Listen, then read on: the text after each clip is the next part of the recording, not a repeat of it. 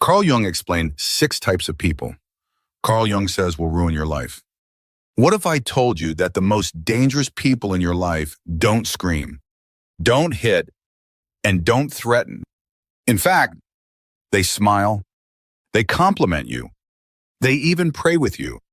But underneath, they're draining your spirit, twisting your mind, and slowly destroying your identity. Carl Jung once said, "The most terrifying thing is to accept oneself completely." But what happens when someone refuses to do that and takes it out on you instead? In this video, we're uncovering the 6 most dangerous types of people Jung warned us about. They hide in plain sight. They wear masks. And if you don't recognize them early, they'll pull you into a psychological game you never agreed to play. This isn't just about protecting your peace, it's about protecting your soul.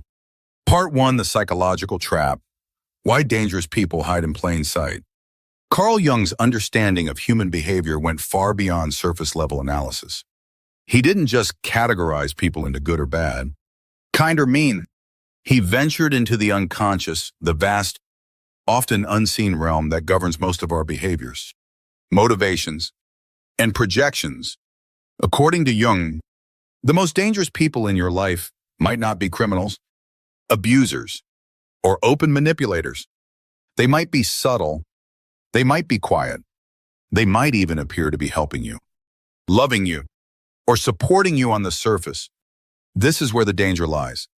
The premise of Jung's philosophy is that human beings possess a shadow, the darker, repressed, and disowned part of the psyche. Most people are not aware of their shadow, and as a result, they act it out unconsciously.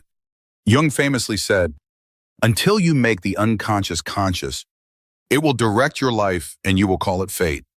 This means that those who don't recognize or integrate their shadow will end up projecting it onto others, often those closest to them. These projections manifest in subtle manipulation, resentment, sabotage, and emotional violence that's difficult to detect. The false sense of safety. Most people assume danger looks like aggression, yelling, threats, or overt abuse. But Jung warned against this shallow lens.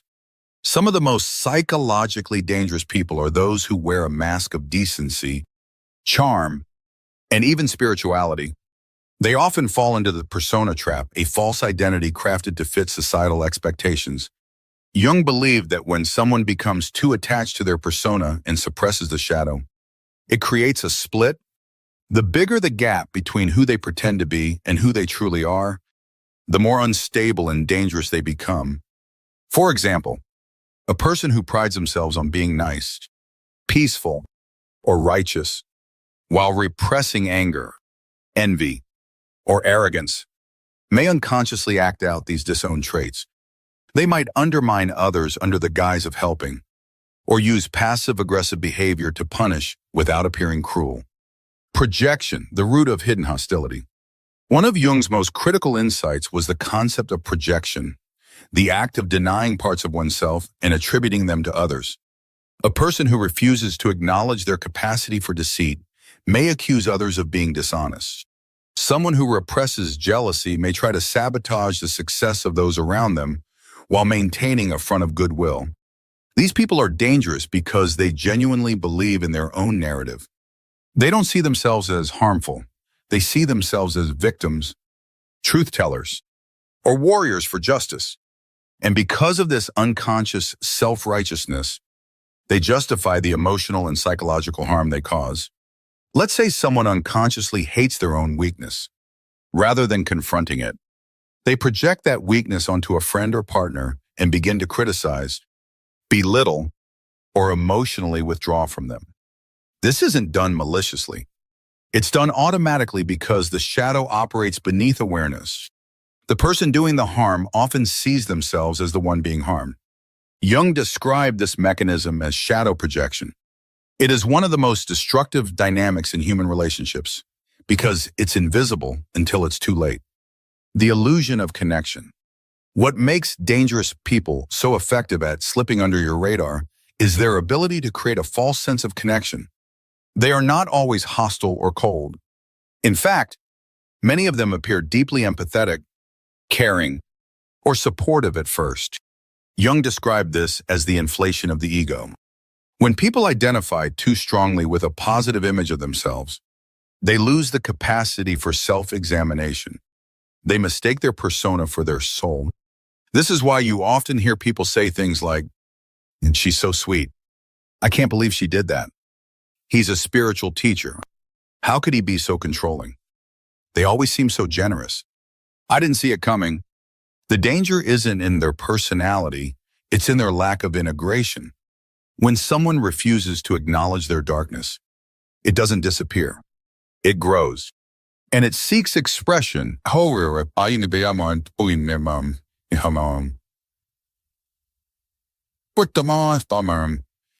Twisted ways. People who believe that are entirely good or enlightened are often the ones most capable of denial and cruelty because they don't believe they are capable of either. They don't see their own manipulation, envy, or control tactics because those things contradict their self-image. And when reality challenges that image, they often respond with rage, blame, or withdrawal. The emotional toll of shadow-driven relationships. Being in a relationship, romantic, platonic, professional with someone who hasn't faced their shadow can be mentally exhausting. It often feels like you're constantly walking on eggshells. You start doubting your perception. You try harder to be good, to keep the peace, to not upset them. Slowly, without even noticing, you start to shrink. You begin to question, maybe I am overreacting. They're not that bad. I just need to be more patient. They had a rough childhood. I should give them grace. What you don't realize is that you're making excuses for someone who is harming you because the harm is subtle, confusing, and delivered under the pretense of love or righteousness. Jung believed that when you are in a relationship with someone who hasn't owned their shadow, you become a container for their unconscious. They project their unresolved pain, fears, and inadequacies onto you, and if you don't see it, you absorb it. This is why some relationships feel like emotional warfare dressed as companionship. Why awareness isn't enough. Many people think that recognizing red flags is enough to protect them. But Jung would argue that unless you understand your own shadow, you're still vulnerable. If you carry unresolved guilt, you're more likely to tolerate a moralist who constantly makes you feel wrong. If you fear abandonment, you may cling to a manipulative narcissist who offers crumbs of affection. If you grew up with an emotionally absent parent, you may feel at home with someone who withholds love. In other words, dangerous people don't just find you. They resonate with parts of you that are also unhealed. This is why shadow work isn't about others, it's about you. When you integrate your own darkness, you stop attracting it unconsciously. You stop confusing manipulation with love. You stop mistaking guilt for morality. You begin to see clearly. The cost of ignoring the shadow. Jung warned that ignoring your own shadow makes you susceptible to everyone else's. And once you've internalized someone else's projections, it's difficult to escape without trauma. The cost of staying close to a shadow-driven person includes loss of identity, a chronic anxiety or depression, and emotional dysregulation, self-doubt, a warped sense of right and wrong. These symptoms don't show up all at once. They creep in, and by the time you realize you're drowning, the person who threw you in is telling everyone you were never stable to begin with. This is how psychological predators operate, not through force, but through subtle, consistent erosion of your emotional boundaries. The road to safety, recognizing the pattern. The first step is always awareness. Once you understand the dynamics of projection, the persona, and shadow repression, you start to see patterns in people's behavior. Look for people who never admit fault, those who play victim while causing pain, individuals who seem too good to be true, people who flatter excessively, only to withdraw suddenly, individuals who moralize everything but fail to live by their own standards. These are signs of a disowned shadow trying to act itself out. Jung didn't ask us to judge these people. He asked us to understand them and then choose distance. You don't have to fix or fight them. But you do have to protect your mind, your energy, and your soul. Part 2 type. 1. The manipulative narcissist is master of ego. Enemy of authenticity. Carl Jung didn't use the modern term narcissist the way we hear it today on social media or in pop psychology, but he understood the archetype at a deep psychological level. The manipulative narcissist is a person whose entire identity revolves around the ego, specifically the inflated and fragile ego. They are not just self-absorbed. They are deeply wounded. And in their woundedness, they become predators of attention, validation, and control. The manipulative narcissist is dangerous not simply because they want admiration, but because they manufacture relationships in which they are always superior, and the other person is always serving an emotional purpose. Jung's archetypal framework. To Jung, the narcissist represents someone stuck in ego inflation. The ego, instead of being a balanced interface between the self and the world, becomes an overgrown, overprotected wall. Narcissists identify so fully with this persona that any threat to their image is seen as an existential attack. Their shadow feelings of inferiority, shame, inadequacy is buried so deeply that it leaks out in the form of manipulation, gaslighting, and emotional dominance. On the dice formans, they cannot afford to admit weakness because their entire psychological structure is built on denying vulnerability. And because they haven't integrated their shadow, they project it usually onto the people closest to them. If you are in the orbit of a narcissist, you will eventually feel like everything is your fault. Your wins threaten them. Your struggles are inconvenient to them. Your presence becomes less about who you are and more about how useful you are to their image. The hallmarks of the manipulative narcissist. These individuals don't wear their manipulation on their sleeve. They are often charismatic, intelligent, persuasive, even charming. But behind the mask lies a deeply insecure person who needs control to feel safe. Key behaviors include love bombing. At first, they shower you with attention, praise, and affection. They mirror your interests, ideals, and even your personality. This isn't connection, it's strategy. Devaluation. Once they have you, the praise turns into criticism. They point out your flaws under the guise of just being honest. They compare you to others. They make you feel like you're never enough. And gaslighting. You start to question your memory, your intentions, your reality. They deny things they said. They twist stories. They make you apologize for reacting to their cruelty. Triangulation. They bring others into your dynamic, talking about exes, comparing you to friends, even using family members to reinforce that you're the problem. This isolates and destabilizes you. Silent treatment and withdrawal. They disappear or become cold when they don't get their way. They punish you with silence, not as a boundary, but as emotional warfare. Jung would describe this not merely as manipulation, but as ego shadow defense. The narcissist's entire emotional ecosystem is built on avoiding shame and asserting superiority. And when those mechanisms are challenged, their behavior becomes psychologically abusive. The narcissist's relationship with the shadow. What makes narcissists so dangerous? In Jungian terms, is their complete disconnection from their shadow. Rather than integrate their insecurities, they disown them and then cast them onto the people they love. If they feel weak, they call you needy. If they feel ugly, they insult your appearance. If they feel inadequate, they criticize your success. They are constantly projecting disowned aspects of themselves onto others because they can't tolerate inner contradiction. This process is unconscious. They are not calculating each move like a villain in a movie.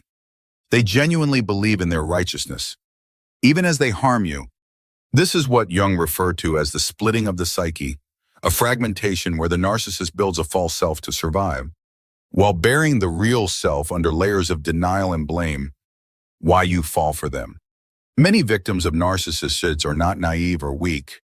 Often, they are deeply empathetic, intuitive, and giving. These are qualities the narcissist exploits. The narcissist senses your compassion and uses it as a leash. They reward you when you conform, and they punish you when you resist. They learn your insecurities and feed them back to you with subtlety. Over time, you internalize their judgment. You become addicted to their approval. Even though it always comes at a cost, Jung believed that people are drawn to others not just by conscious traits, but by unconscious archetypal dynamics. If you grew up with a parent who was emotionally unavailable, critical, or manipulative, you may find yourself magnetically drawn to narcissists. They feel familiar. This is not love, it's trauma reenactment. In Jungian terms, you are caught in a repeating psychological pattern, and the narcissist bought it as playing out their own unconscious script. The only way to break the cycle is to become aware of the role you're playing and walk away from the stage. The hidden cost of staying. What most people don't realize is that staying around a manipulative narcissist slowly warps your sense of self. It happens in layers. You stop trusting your intuition. They make you doubt what you feel, so you learn to ignore your instincts, even when they scream for help. 2. You start minimizing their behavior. You excuse the insults. You justify the coldness. You blame yourself. 3. You abandon your identity. You become who they need you to be. You hide your light so they don't feel insecure. Or you lose your voice.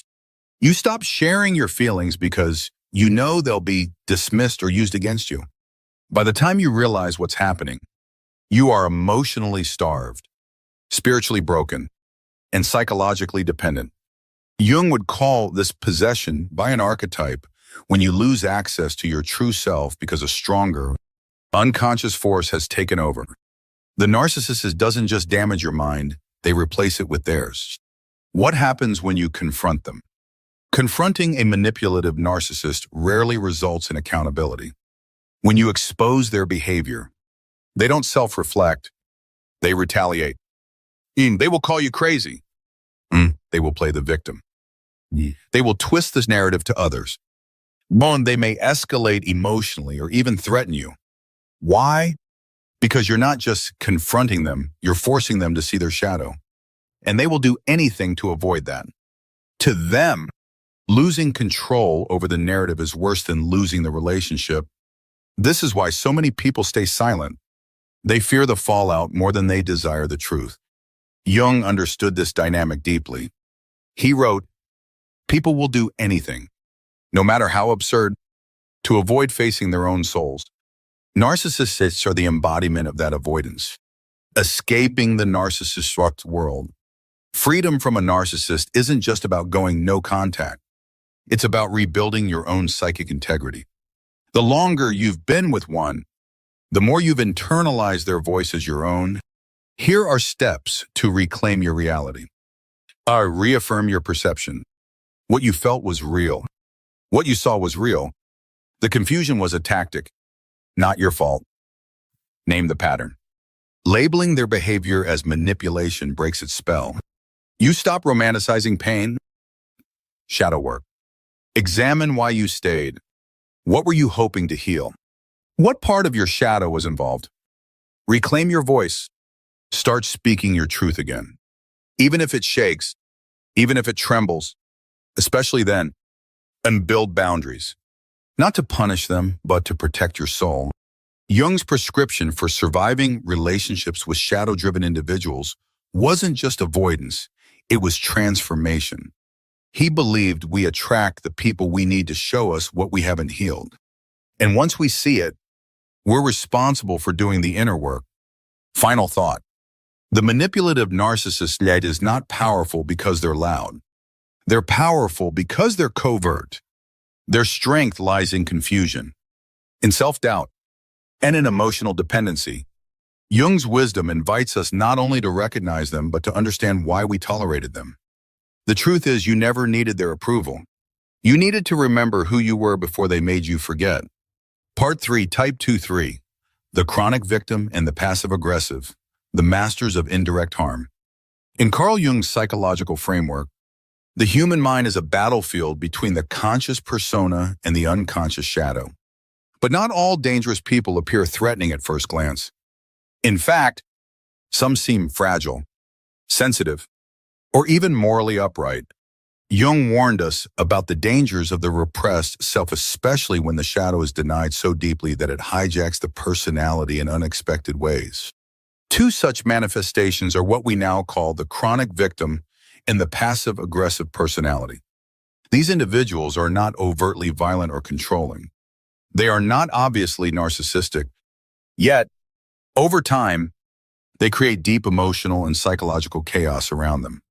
They play subtle games with perception, responsibility, and emotional truth. Let's explore each type.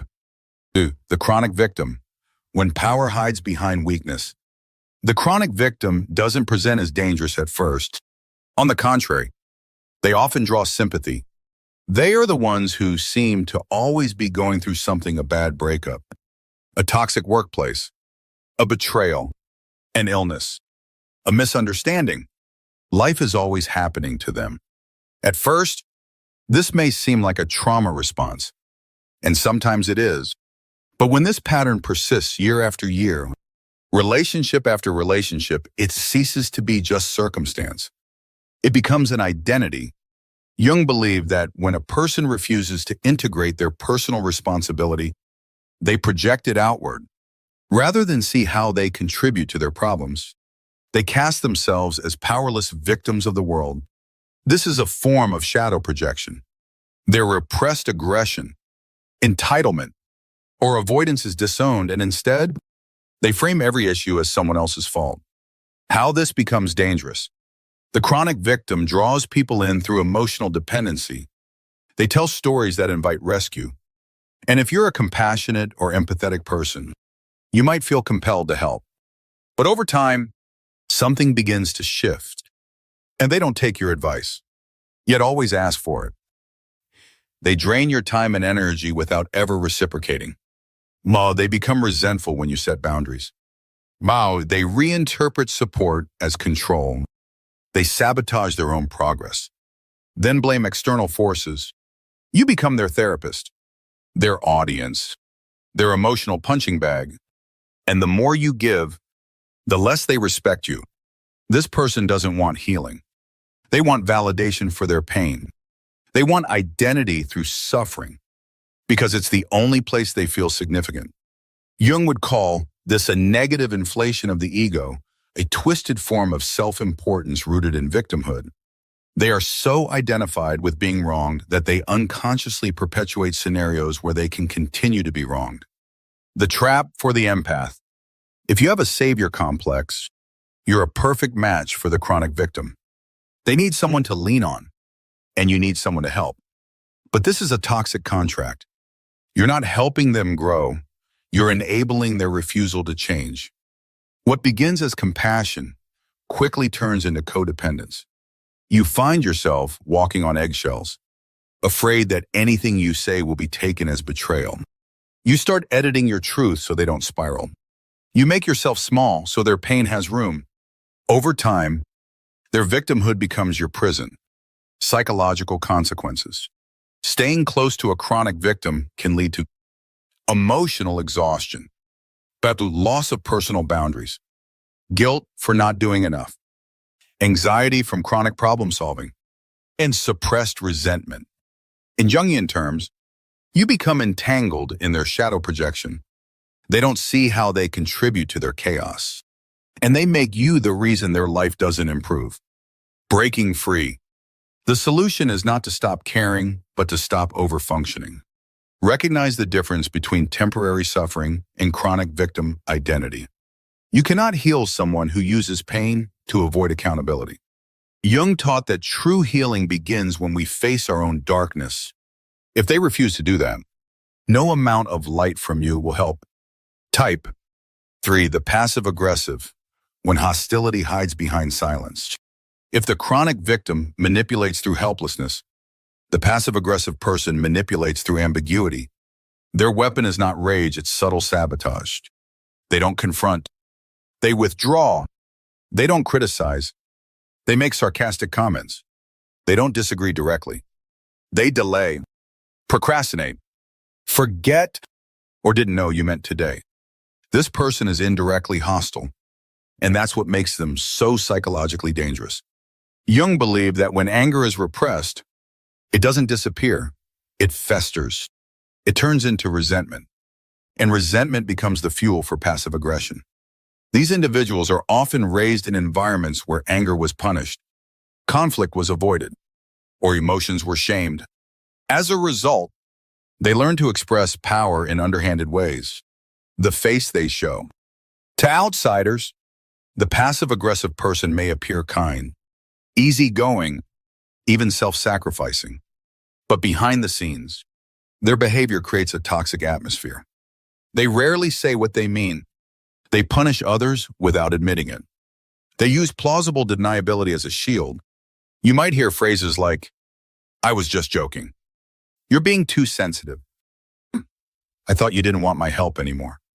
But underneath the ambiguity is a pattern of intentional delay, resistance, and emotional sabotage. Signs you're dealing with one. And they agree to tasks but never complete them. They avoid confrontation at all costs but hold long-term grudges. They show up late or cancel last minute to assert control. They blame confusion or forgetfulness for repeated mistakes. But they give you backhanded compliments.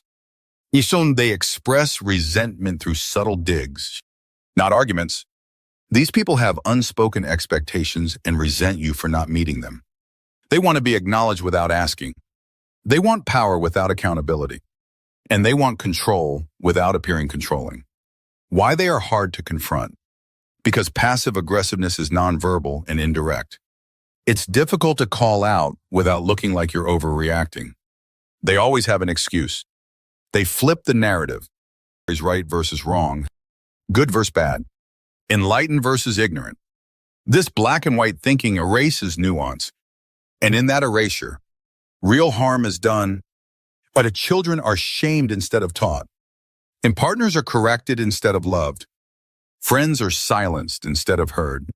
Their danger is not in what they say, but in what they refuse to understand, how to deal with them.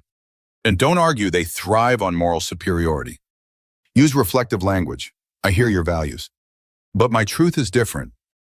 Oh no, watch for guilt if you feel wrong for having a boundary. You've been manipulated. Reclaim your authority over your own decisions. And stop playing defense. You don't need to earn basic dignity. Jung reminded us that true morality is born from integration, not suppression. The person who knows their own darkness is far less likely to judge yours. Part 5, Type 6, the envious destroyer, the silent assassin of your light. There are few emotional forces as corrosive and insidious as envy. It doesn't yell, threaten, or even always speak, but it watches, it calculates, and when the time is right, it strikes not with fists, but with whispers, sabotage, and psychological decay. In Carl Jung's framework of human shadow and archetypes, envy is one of the most dangerous, least understood expressions of the unconscious. The envious destroyer is not always a villain in plain sight. They may be a friend, a sibling, a coworker, even a partner. On the surface, they may compliment you, smile at your success, or offer support. But underneath, there's a churning storm of resentment and comparison. And because they're unwilling to confront these feelings, they become passive agents of your downfall. This is not about jealousy. Jealousy wants what you have. Envy wants to see you lose it. The psychology of envy, shadow at its most toxic. Envy, as Jung understood it, is the denial of one's own potential projected onto another person's light. Instead of saying, they have what I want, so I'll work harder, the envious person unconsciously believes, if I can't have it, they shouldn't either. This emotional reaction stems from deep-rooted self-loathing, unacknowledged desire, and a distorted sense of inferiority. But the danger lies in the fact that these feelings are buried. The envious destroyer may not even realize they're envious. Instead, they rationalize their behaviors as concern. Critique. or truth-telling. But beneath the justifications is a simple, primal truth. Your presence makes them feel small, and they can't live with that. So they set out to shrink you. How they operate subtle and strategic. The envious destroyer rarely attacks openly. That would require self-awareness and ownership of their emotions. Two things they deeply lack. Instead, they operate through backhanded compliments. I mean, you're lucky that you don't have to work as hard as the rest of us. I guess some people just fall into opportunities. 2, undermining your confidence. Pointing out your flaws when you achieve something. Reminding you of past failures and moments of success. Or planting seeds of self-doubt. Do you really think you're ready for that? 3, sabotage disguised as help. Giving you bad advice, offering support, then withdrawing at critical moments, taking credit for your work or blaming you when things go wrong. Or character assassination. And talking about you behind your back to mutual friends or coworkers. And subtly discrediting you in group settings. Using concern as a mask to share personal information you confided in them. These tactics don't just damage your external reputation. They erode your internal foundation. You begin to doubt your own instincts, shrink your ambitions, and question your worth. This is psychological warfare, and the battleground is often invisible. Archetypal roots. Why they hate what you reflect. Jung believed that when we see something in another person that provokes a strong reaction, we're often seeing a projection of our own unconscious material. The envious destroyer is reacting to a part of themselves they have disowned. Your light reminds them of their darkness. Your progress reminds them of their stagnation. Your joy reminds them of their despair. They don't consciously choose to hate you. They hate the mirror you hold up to their unfulfilled potential. And instead of facing their pain, they choose the easier path, destroy the reflection. How you end up in their crosshairs. Not everyone becomes the target of an envious destroyer. So why you? You become a target because you carry something authentic, something unapologetic, something bright. Maybe it's your creativity, your confidence, your relationships, your spiritual connection, your rising success, or simply your peace. The more they've denied their own soul, the more your freedom enrages them. But here's what makes it so dangerous. They will almost never tell you that. They'll tell you they love you, that they admire you, that they support you, but their energy always betrays them. You feel off after being around them. Or you sense competitiveness where there should be joy. They're absent when you shine and present when you fall. And they remember your mistakes but forget your milestones. These are not coincidences. They are signs of covert hostility. The cost of staying connected. Prolonged exposure to an envious destroyer can lead to chronic self-doubt, fear of success, and suppression of joy or creativity. Isolation from others who support you. Emotional burnout. What makes them so destructive is that they don't just attack your image, they warp your internal compass. They make you question whether you have the right to shine. They associate growth with danger, so you start playing small to stay safe. Jung would describe this as being captured by someone else's shadow. When you internalize another's envy, you carry their wounds as your own. This is psychic contamination, and it can destroy your life from the inside out. Why cutting ties is often the only option. Many people hesitate to let go of envious destroyers because they share history, family, or community. The person might not be abusive in the conventional sense, but Jung would argue that spiritual damage is often more dangerous than physical pain because it lingers unseen. The longer you stay connected to someone who wants to see you dim, the more your soul begins to comply. You tell yourself, they don't mean it. I should be more understanding. It's not that serious. But it is. Anything that diminishes your spirit is serious. You don't need to wait for betrayal, slander, or theft. If someone consistently responds to your growth with subtle hostility, that is enough. Reclaiming your light. You do not exist to be tolerated by people who resent your existence. You are not here to shrink, to play it safe, or to tone yourself down for someone else's comfort. Carl Jung taught that individuation, the process of becoming your full self, requires courage, honesty, and detachment from the false selves of others. To deal with the envious destroyer, name what's happening. Stop gaslighting yourself. Envy exists, but set boundaries unapologetically. You don't owe access to anyone who contaminates your energy. Protect your joy. Don't share your dreams with people who secretly want you to fail. Cultivate a tribe of truth. Surround yourself with those who are nourished, not threatened by your light. Undo your own shadow work. Make sure you're not envious of others. 2. Heal your own insecurities so you can spot theirs without confusion. Jung warned us, people will do anything, no matter how absurd, to avoid facing their own souls. The envious destroyer has made that avoidance into an art form. But your task is different. Your task is not to fix them, convert them, or even understand them. Your task is to guard your light with everything you've got and let it shine brighter anyway. Conclusion.